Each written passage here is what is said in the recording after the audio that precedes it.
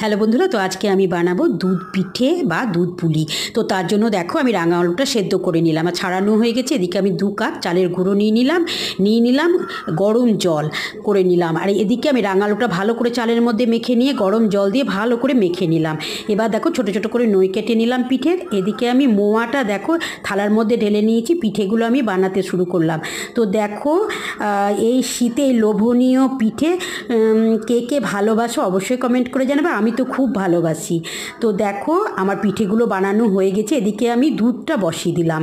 এবার দুধের মধ্যে তেজপাতা 4টে এলাচ থেতো করে দিয়ে দিলাম। আর পিঠেগুলো দেখো বানানো হয়ে গেছে, দুধটা ফুটে উঠলো, পিঠেগুলো ছেড়ে দিলাম।